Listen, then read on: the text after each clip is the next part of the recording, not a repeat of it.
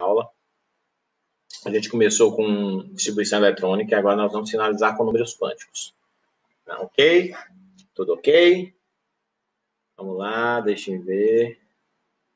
Ó! Tudo ok. Vamos lá.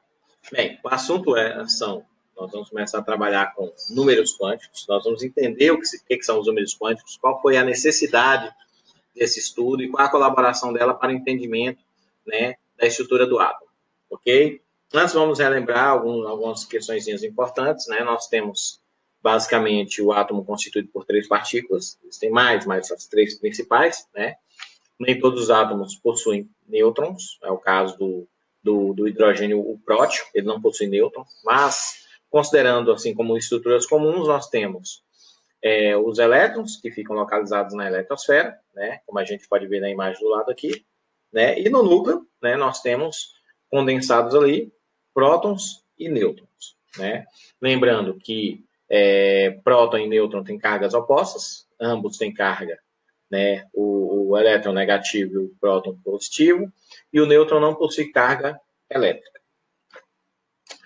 Mas aí vamos tentar entender um pouquinho o que são esses números quânticos. Schrödinger, né, falei bonito, né, é um cara que ele estudou, né, o comportamento dos elétrons ao redor do núcleo. E queria, de alguma forma, criar um enunciado matemático que pudesse explicar onde estariam esses elétrons, a localização, se existiam pontos específicos para isso. Basicamente, os números quânticos é como se fosse uma identificação, como se fosse um GPS, a identificação exata, não tão exata, mas a identificação da localização do elétron na eletrosfera. Então, né, o que são os números quânticos? São códigos matemáticos associados, né, à energia do elétron. Então, baseando-se na força energética do elétron, que vai desde a primeira camada até a última, né, existe possibilidades de que esses elétrons sejam encontrados em determinados locais, que nós vamos chamar de orbitais. Daqui a pouco nós vamos ver o que são esses orbitais. E, para isso, são necessários 4 números quânticos para identificação da localização desses elétrons. Normalmente, a gente observa o último subnível, ou subnível mais energético, né? Esse subnível mais energético é como se fosse a assinatura do átomo. Cada átomo possui especificamente um subnível mais energético. Nós não temos subníveis mais energéticos repetidos nos átomos na sua forma natural, na sua forma neutra. A gente pode ter subnível mais energético repetido em átomos que são isoeletrônicos. Quer dizer, um pode ser um átomo neutro e outro pode ser um íon. Aí podem ter o mesmo subnível mais energético. Então, seria necessário observar o número atômico para diferenciar. Então, são 4 números quânticos. O número quântico principal, o secundário, o magnético ou o spin. O secundário também é chamado de azimutal. Então, são 4 números quânticos para identificar. Lembrando, aqui, ó, a última.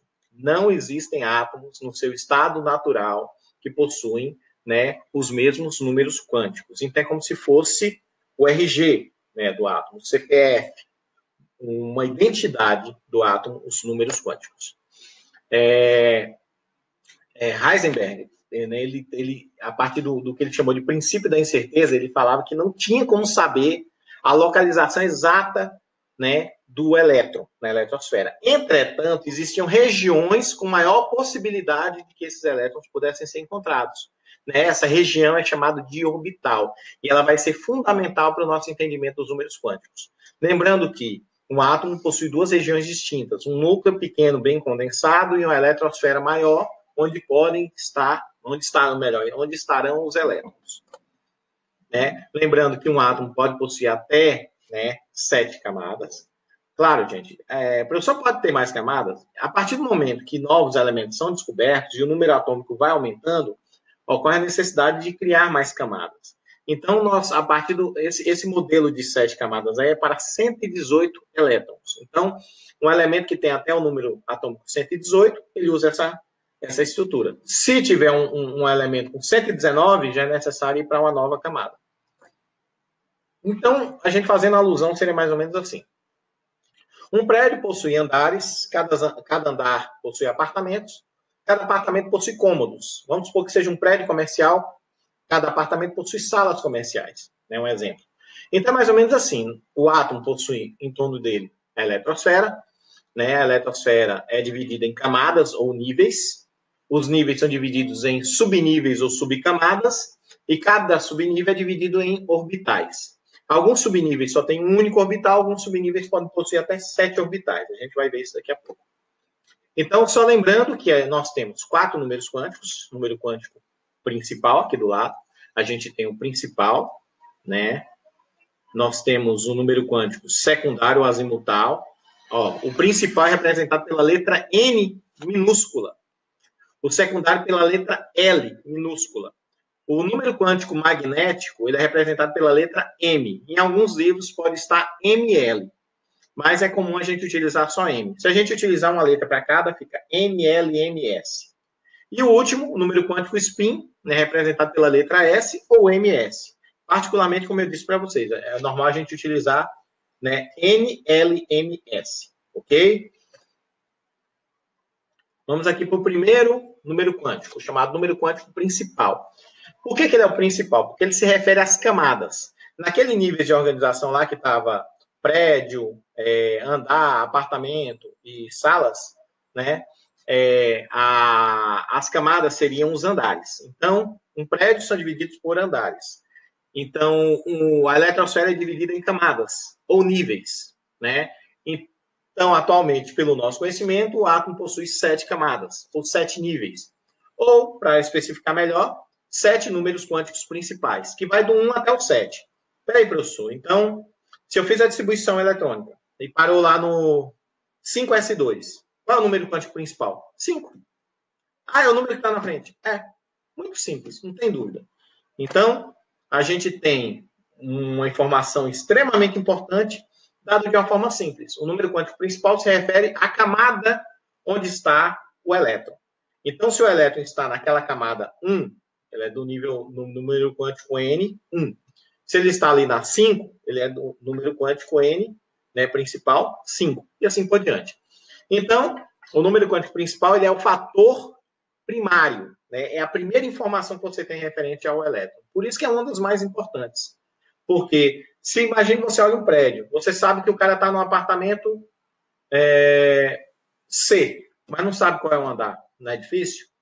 Então, a partir do momento que você sabe qual é o andar, fica mais fácil você procurar. Então, essa primeira informação ela é fundamental. Lembrando que o número quântico principal, né, referente à camada, conforme você vai distanciando, né, do núcleo, né, a gente tem uma maior energia e um nível maior, ok? Vamos lá. Aqui a gente tem representando, né, as camadas. Primeira camada, a camada K, número quântico 1. Segunda camada, a camada L, número quântico 2. Terceira camada, a camada M, número quântico 3. N, número quântico 4. O, número quântico 5. P, número quântico 6. Q, número quântico 7. Sendo assim, são 7 níveis, né, que a gente tem para representar esses números quânticos. Número quântico secundário. Como eu falei para vocês, o número quântico secundário refere-se, né, à distribuição dos subníveis. Cada camada possui, como é que eu posso dizer, divisões, que seriam as subcamadas ou subníveis. Nós temos 4 subníveis. Ah, você já sabe qual é, gente. S, P, D, F. Então, começa lá, por exemplo, no S, algumas camadas vai até o P, algumas camadas vai até o D, e algumas camadas vai até o F. Então, são 4. Lembrando que cada subnível possui uma quantidade máxima de elétrons. O S só pega 2, o P pega 6, o D pega 10 e o F pega 14. E cada um dos 4 tem um valor para o número quântico. Como assim, professor? Funciona mais ou menos o seguinte. O número quântico ele refere-se, né, ao valor numérico para aquela estrutura. Como a gente está falando de subnível, cada subnível, S, P, D, F, tem um valor. Então, a gente pode ver aqui, ó, qual é o valor quântico, qual é o número quântico para o subnível S? 0. Então, lá está, 2S2. Número quântico principal, 2. Número quântico secundário, que é o S, 0. Então, N vale 2, L vale 0. Porque o número quântico foi o S, e o S tem valor de 0. E se parar no P, vamos aqui, ó, parar no P vale 1. Se parar no D, vale 2. Se parar no F, vale 3. Então, o último subnível foi lá, 4F5. 4F5. Número quântico principal, 4. Número quântico secundário, F. Não é F. Qual é o valor de F? 3. Entendeu? Lembrando que, gente, os subníveis, eles possuem formas diferentes. O subnível S, ele é esférico. O subnível P, ele é bilobulado, quer dizer, é como se fosse um haltério. E à medida que passa, eles vão ter formas muito diferentes. Aqui tem uma representação. Aqui a gente está vendo o subnível 1S, subnível 2S, subnível 3S. Ah, professor, mas não é tudo S? Sim, são esféricos, porém aumentaram de tamanho. À medida que aumentam de tamanho, é à medida que aumentam o seu nível. Então, aqui a gente tem 1S porque está no primeiro nível, 2S porque está no segundo nível, 3S porque está no terceiro nível. Ok? O subnível P, ele já tem esse formato aqui, ó, de haltere, né, bilobulado.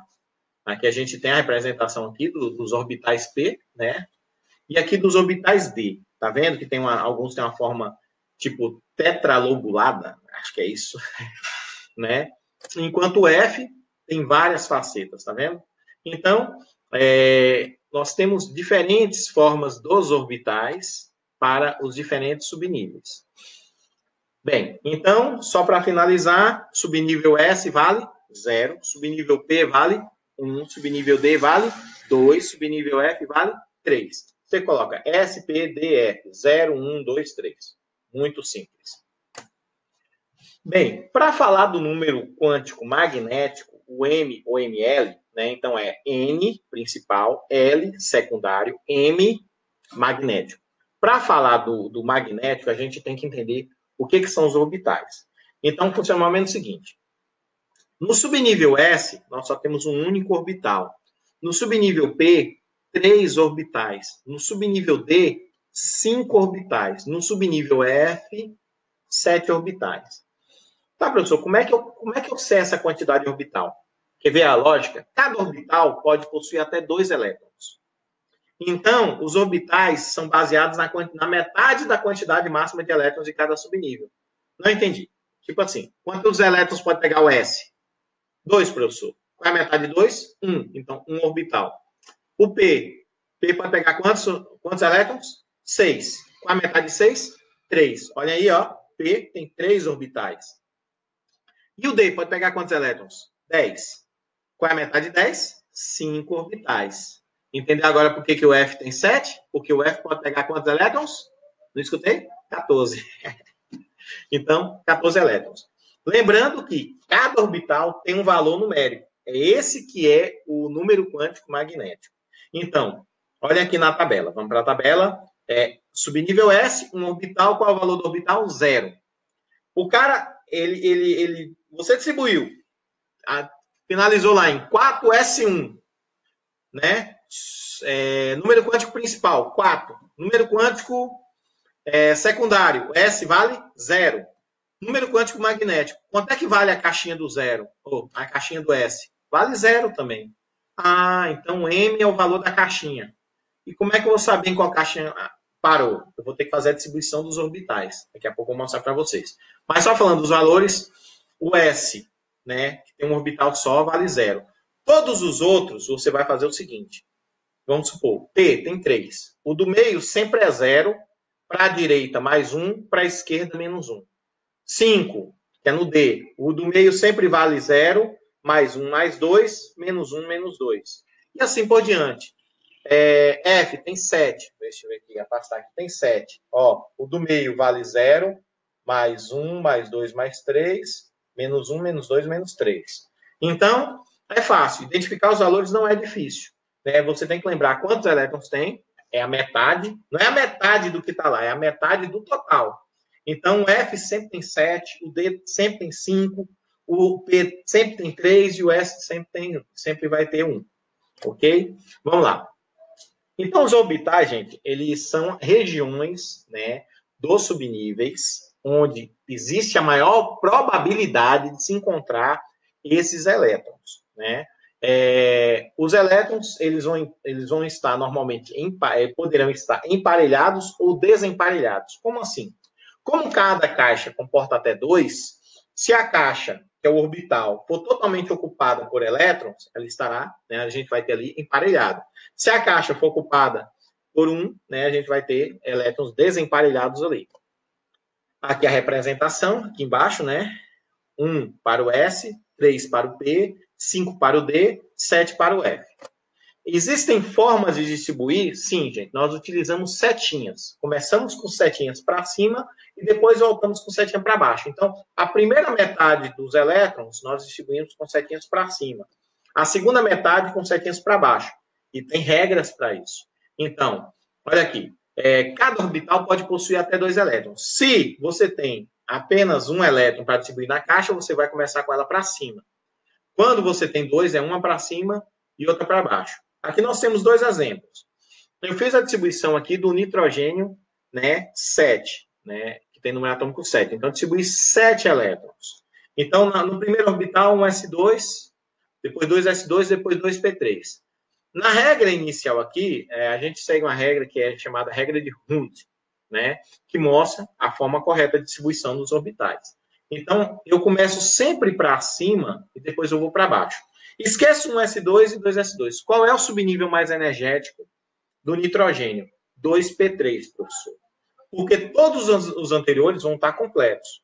Então, o último subnível é muito importante por isso. Ele é que vai dar a identidade do átomo. Então, professor, eu comecei aqui, ó, para baixo, para cima, para baixo. Errado. Né? Ou eu começo tudo para cima, ou eu começo tudo para baixo. O ideal, gente, apesar daqui do modelo estar mostrando para baixo, o ideal é a gente começar para cima, viu?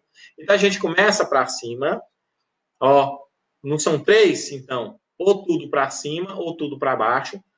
Quando você chegar na última caixinha, você volta para a primeira caixinha, aí você faz invertido. Se eu comecei tudo para baixo, eu volto para a primeira e faço para cima. Se eu comecei tudo para cima, eu volto para a primeira e faço para baixo. Sempre é assim.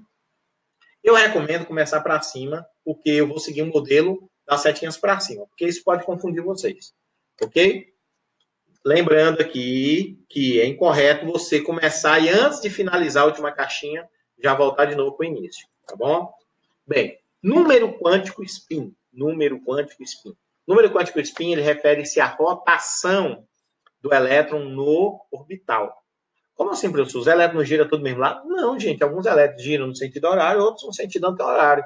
Como é que eu sei, né, a forma da rotação? Primeiro, são 2 sentidos, horário e anti-horário.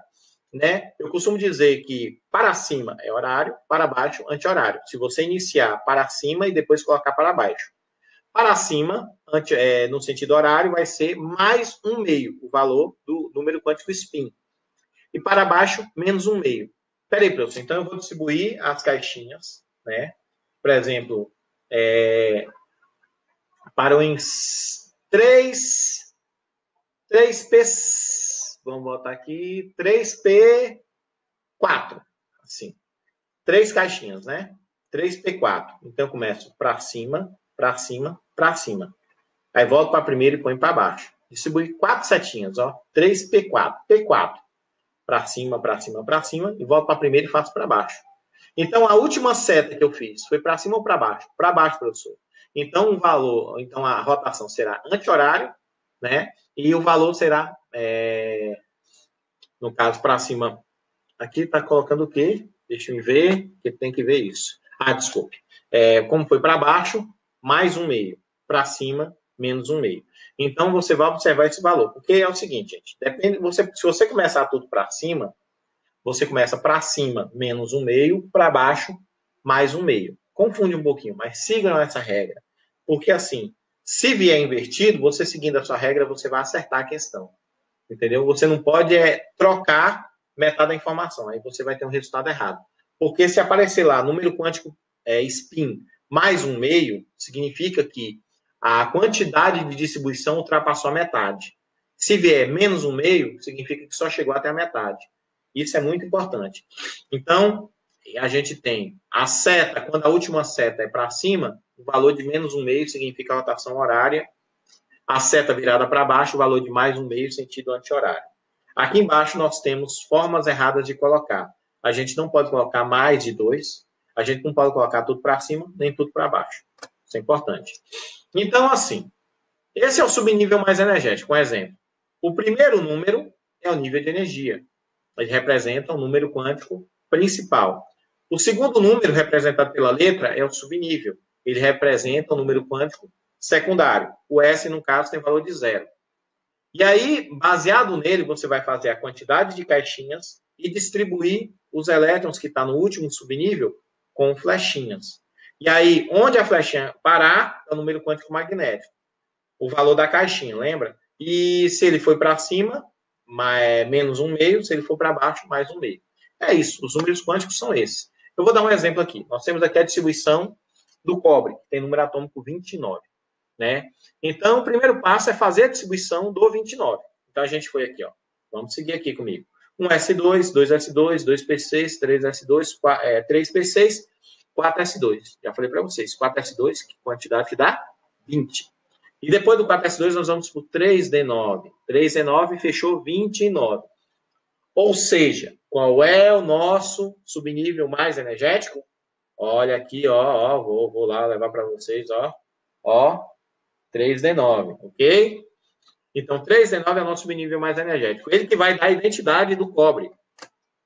Então, baseando-se no 3d9, vamos lá, a gente tem aqui embaixo, né, 3d9. O 3 representa o número quântico principal, que é a camada. Então, o subnível mais energético acabou na terceira camada, né?